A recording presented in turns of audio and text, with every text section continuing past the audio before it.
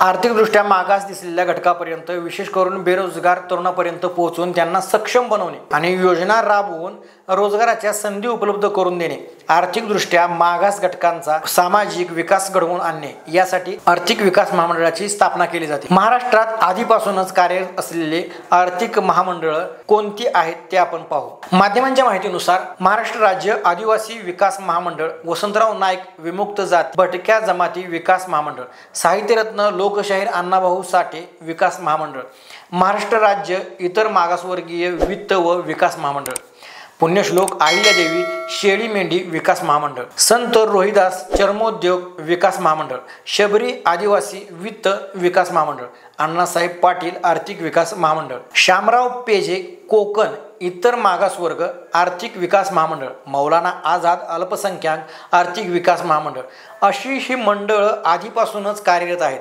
पण त्यात नव्याने आता काही मंडळांची स्थापना करण्यात आली। यामध्ये शिंदे सरकारच्या मंत्रिमंडळाची 4 ऑक्टोबरला जी काही बैठक झाली त्या बैठकीत बारी, तेली, हिंदू, खटीक, लोणारी आणि जैन अशा 5 जातींसाठी आर्थिक विकास महामंडळाची स्थापना झाली।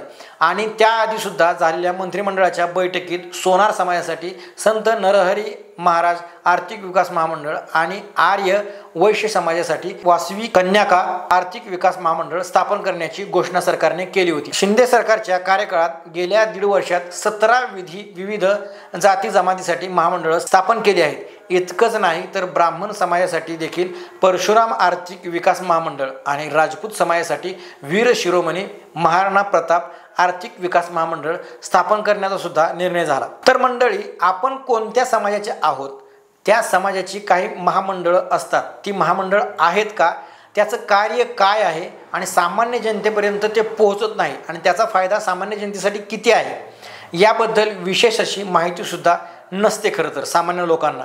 त्यामुळे हा व्हिडिओ शेवटपर्यंत बघा, म्हणजे तुम्हाला समजेल की आर्थिक विकास महामंडळाचं काय काम असतं, ती काय कामं करतात, आर्थिक विकास महामंडळामध्ये राज्यातील कोणत्या समाजाला याचा लाभ मिळतो आणि कोणत्या समाजाची अशी आर्थिक विकास महामंडळं आहेत। तर हे संपूर्ण माहिती आपण ह्या व्हिडिओच्या माध्यमातून पाहणार आहोत। त्यामुळे तत्पूर्वी चॅनलवरती जर तुम्ही नवीन असाल तर करिअर कट्टा या चॅनलला सबस्क्राईब करायला विसरू नका। नमस्कार, मी सागर आणि तुम्ही पाहताय करिअर कट्टा हा चॅनल। आर्थिक विकास महामंडळामध्ये राज्यातील त्या समाजाच्या विकासासाठी व कल्याणासाठी काम करायचे असते। त्या समाजातील व्यक्तींना अल्प व्याज दराने स्वयंरोजगाराकरिता कर्ज उपलब्ध करून देणे आणि त्याची वसुली सुद्धा करणे अशी प्रामुख्याने कामं आहेत। त्यानंतर त्या समाजाची आर्थिक स्थिती सुधारण्यासाठी पतसाधने, साधनसामुग्री आणि तांत्रिक व व्यवस्थापकीय सुविधा पुरवणे, त्यानंतर त्या समाजातील कृषी उत्पादने, वस्तू, साहित्य, सामग्री यांची निर्मिती करणे आणि ते सर्व जुळवणे आणि पुरवठा करणे अशी सुद्धा सेवा यामध्ये देण्यात येतात। समाजाच्या कल्याणासाठी काही योजना सुरू करणे, त्याला चालना देणे आणि त्यासाठी अहवाल तयार करणे असं सुद्धा यामध्ये केलं जातं। यामध्ये महाराष्ट्र राज्य आणि इतर मागासवर्गीय वित्त आणि विकास महामंडळाच्या धर्तीवर शासनाने मंजूर दिलेल्या योजना सुद्धा राबवण्यात येतात। या सर्व काही योजनांमध्ये तुम्हाला आर्थिक सुद्धा मदत केली जाते। 1 लाख किंवा त्यापेक्षाही जास्त थेट कर्ज सुद्धा यामध्ये उपलब्ध होऊ शकते। यामध्ये तुम्हाला वैयक्तिक कर्ज मिळतं, त्यानंतर गट कर्ज, व्याज परतावा अशा योजनांचा लाभ सुद्धा यामध्ये मिळतो। त्यानंतर शैक्षणिक कर्ज, व्याज परतावा अशा भरपूर योजनांचा यामध्ये समावेश आहे।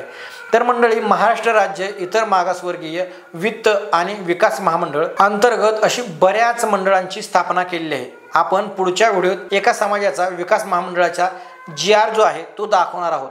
म्हणजे त्यामध्ये काय सुविधा मिळतात, त्यामध्ये व्याजदर कसा आहे, ते कोण राबवतं आणि कोणाकोणाला त्याचा लाभ मिळतो, सामान्य जनतेसाठी त्याचा फायदा किती आहे आणि या अंतर्गत असलेल्या योजनाबद्दल सर्वाबद्दल आपण पुढच्या व्हिडिओमध्ये बोलणार आहोत। त्यामुळे चॅनलला सबस्क्राईब करून ठेवा आणि तुम्हाला ही माहिती कशी वाटली हे मला कमेंट करून सुद्धा नक्की कळवा आणि हा व्हिडिओ जास्तीत जास्त शेअर करा, कारण महामंडळातर्फे मिळणाऱ्या सुविधांची माहिती ही सामान्य लोकांपर्यंत पोहोचावी इतकीच याची अपेक्षा आहे।